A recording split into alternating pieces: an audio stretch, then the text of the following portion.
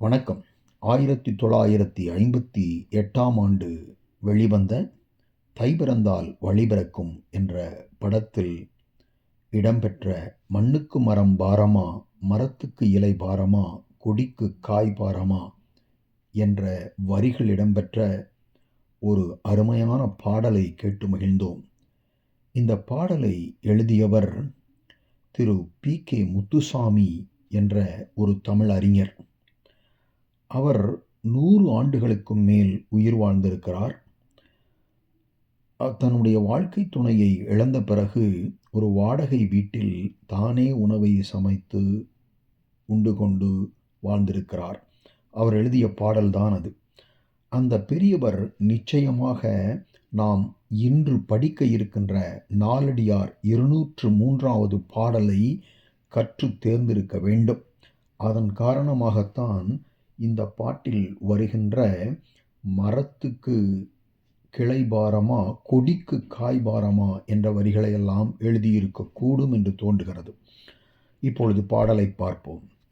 அடுக்கல் மலை நாட தன் சேர்ந்தவரை எடுக்கலம் என்னார் பெரியோர், அடுத்தடுத்து வன்காய் பல பல காய்ப்பினும் இல்லையே தன்காய் பொறுக்கலா கொம்பு.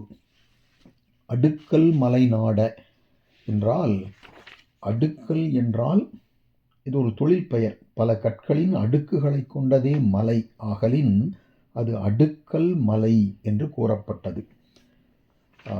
சரி, அடுக்கல் மலை நாட என்றால் அடுக்குகள் அமைந்த மலைகள் பொருந்திய நாட்டையுடைய பாண்டியனே. சரி, தற்சேர்ந்தவரை தன் சேர்ந்தவரை எடுக்கலம் என்னார் பெரியோர். பெரியோர்களுடைய குணம் என்னன்னா, தன் சேர்ந்தவரை, அதாவது தம்மை அடைந்தவர்களை தாங்கள் எவ்வளவு எளிய நிலையில் இருந்த போதிலும் எடுக்கலம் என்னார். எடுக்கலம் என்னார் அப்படின்னா, நாங்கள் அவர்களை தாங்க மாட்டோம், அதாவது பாதுகாக்க மாட்டோம் என்று கூறி அவர்களை அகற்றிவிட மாட்டார்கள். இங்கு பெரியோர் என்பது பன்மை. தம் சேர்ந்தவரை என்றுதான் வந்திருக்க வேண்டும். ஆனால் தன் சேர்ந்தவரை, தற்சேர்ந்தவரை என்று இருக்கிறது. இது ஒருமை பன்மை மயக்கம். இது வலு அமைதி. அடுத்ததாக எடுக்கலம் என்னார் என்று உள்ளது. எடுக்கலம் என்பது தன்மை பன்மை எதிர்மறை வினைமுற்று.